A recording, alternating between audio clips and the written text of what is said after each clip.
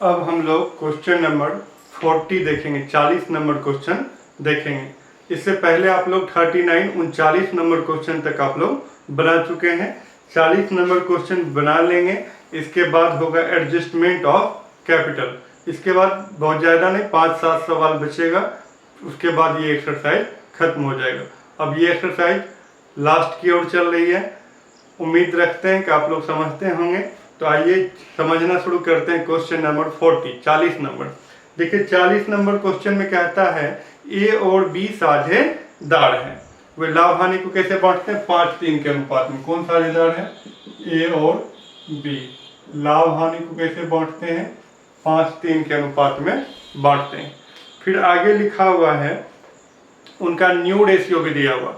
जब भी प्रश्न में न्यू रेशियो दिया हुआ हो तो सेक्रीफाइसिंग रेशियो निकालना जरूरी हो जाता है। जब न्यू रेशियो नहीं दिया हुआ रहता है तब सेक्रीफाइसिंग रेशियो हम लोग नहीं भी निकालते हैं तो काम चल जाता है, क्योंकि जो ओल्ड रेशियो होता है वही हमारा सेक्रीफाइसिंग रेशियो हो जाता है। तो ओल्ड रेशियो भी दिया हुआ है और न्यू रेशियो भी दिया हुआ है, तो हम क्या निकालेंगे? Sacrificing ratio. तो नया में कौन साझेदार शामिल हुआ है? प्रश्न में लिखा हुआ सी शामिल हुआ। कौन शामिल हुआ है? सी। और न्यू रेशियो, ये हमारा कौन रेशियो है? ये हमारा ओल्ड रेशियो, पुराना अनुपात है। और देखो नया अनुपात क्या है क्वेश्चन में? 7-5-4, 7, 5 और 4। ये हमारा कौन रेशियो है? New ratio, new ratio. Old ratio और न्यू रेशियो जब मालूम है तो उसके बाद हम लोग क्या करेंगे? लिखेंगे सेक्रीफाइसिंग रेशियो। तो सेक्रीफाइसिंग रेशियो का क्या फार्मूला होता है? सेक्रीफाइसिंग रेशियो का फार्मूला होता है ओल्ड रेशियो माइनस क्या होता है? New ratio. आप लोग बचपन में पढ़े होंगे, अब भूल गए है ना? बचपन में पढ़े थे ना, चलिए अच्छी बात है।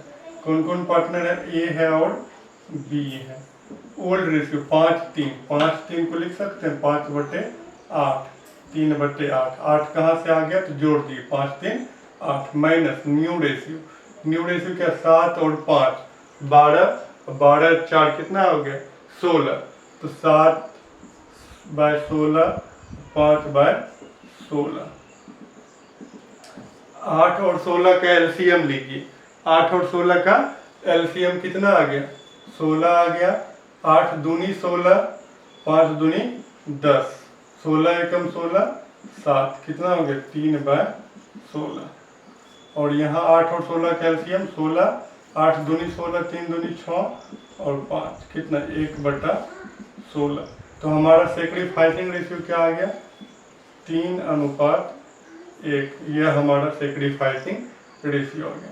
Sacrificing ratio, sacrificing ratio calculate हो गया। अब क्वेश्चन हम लोग करेंगे और डिवैल्यूशन अकाउंट को हम लोग बनाएंगे। तो आइए डिवैल्यूशन अकाउंट करते हैं।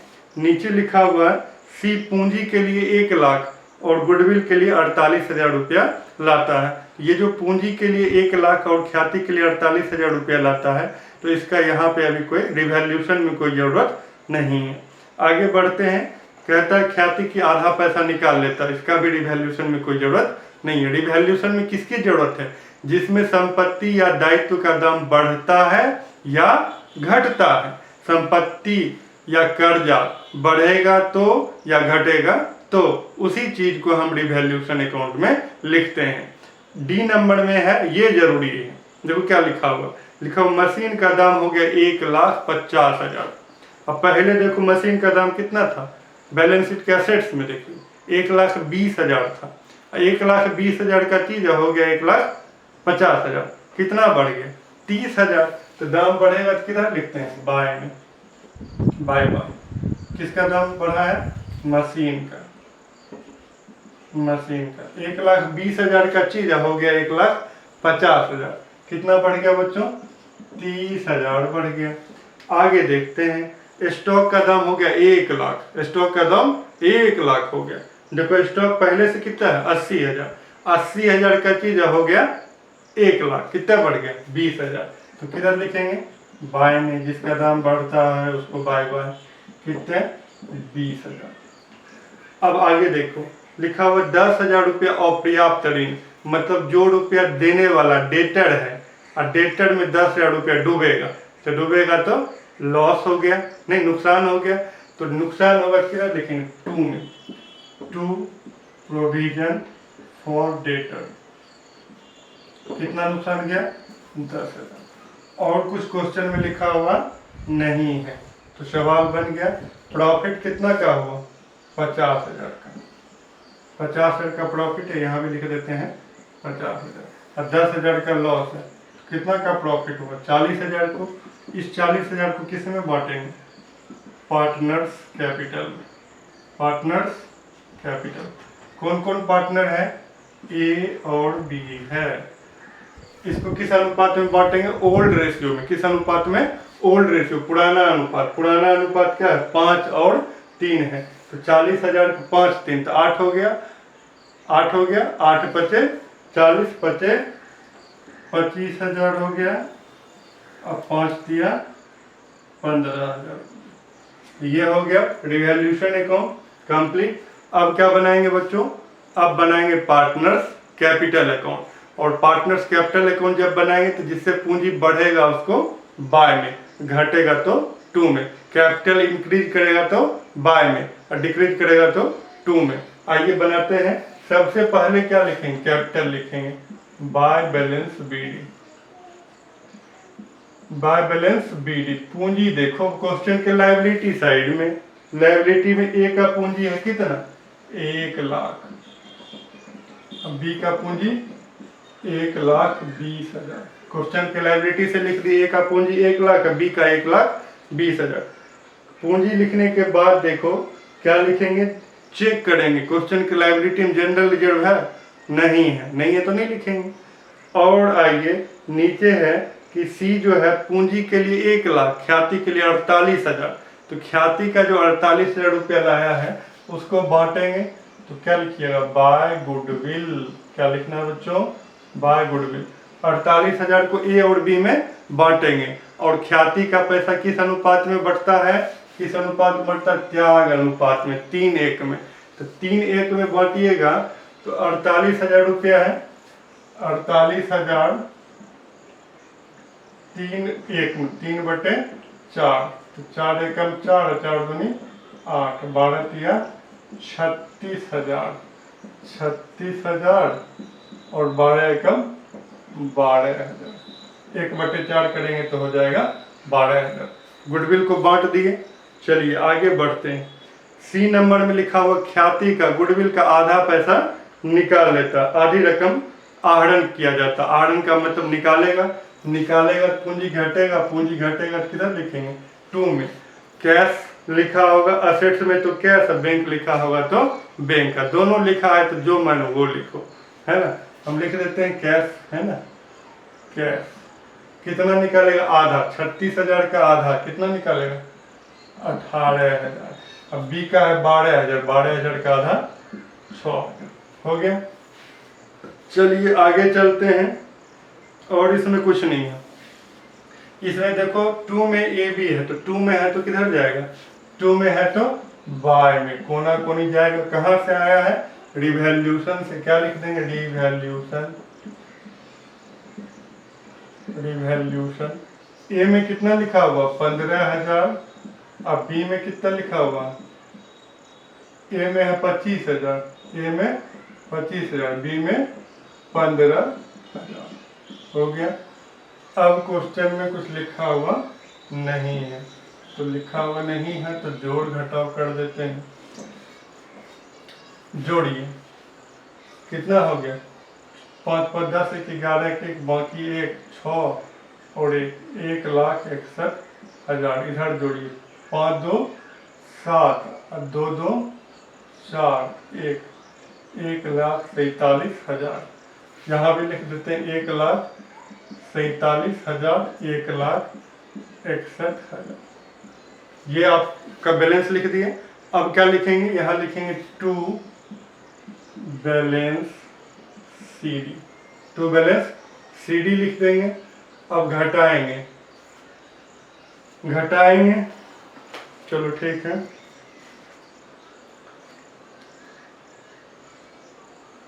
ये हो गया 1,43,000, इसको घटाएंगे 6, कितना होगा 1,41,000, ये हो गया हमारा बैलेंस शीट।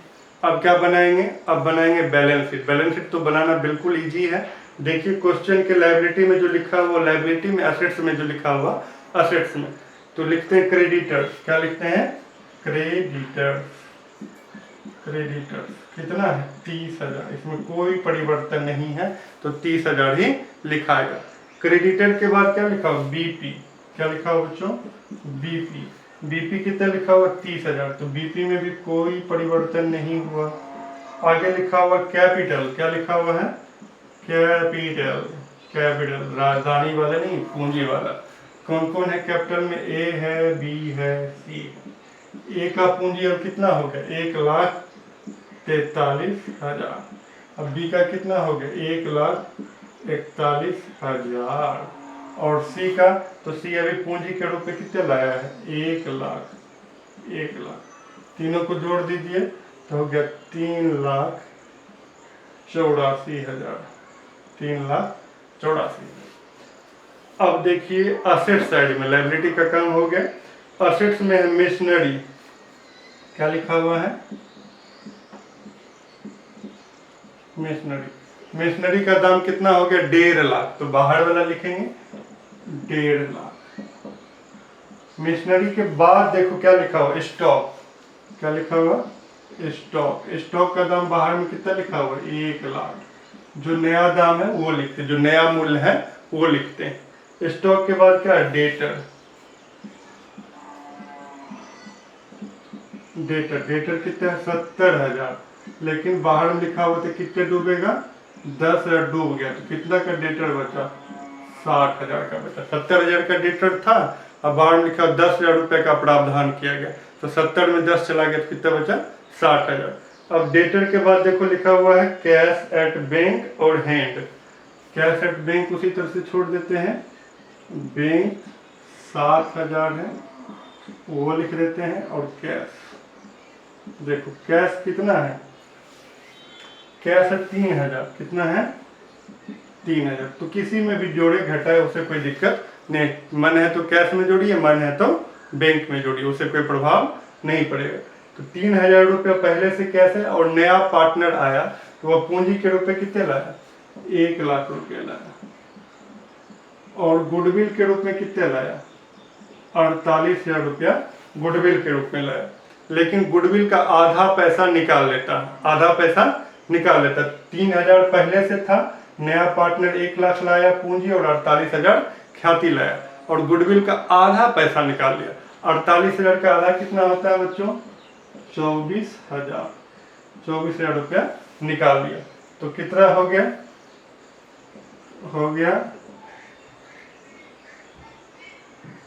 1,27,000। कितना हो गया 1,27,000। अब कुछ लिखा हुआ नहीं है, तो अब दोनों साइड का क्या करेंगे, जोड़ लगाएंगे। क्या लगाएंगे, जोड़। जोड़ लगाकर है यो। अब जोड़ लगाएंगे, कितना हो गया 3,84,000 और 60,000। 3,84,000 और कितना 60,000 जोड़ दीजिए, कितना हो गया 4, 6, 4, 10, 4, 14, 4 बाकी 1, 4,44,000। यहाँ का जोड़ हो गया 4,44,000। उधर का भी जोड़ जोड़ लीजिए, असेट साइड का जोड़ कितना होता है, जोड़ लीजिए, हो गया 4,44,000। तो आपका दोनों साइड का जोड़ भी मिल गया। तो इस तरह से आपका क्वेश्चन कंप्लीट हो गया। देखो 7, 7, 14, 14, 4 बाकी 1 हो गया, तो 2, 1, 3, 3 और 6 कितना हो गया 9, और 9 और 5 14, 14, 4 हो गया, बाकी 1 हो गया, तो 1 हो गया, तो 1 में 1 जोड़ दिए 2 और 3 और 4, 4,44,000।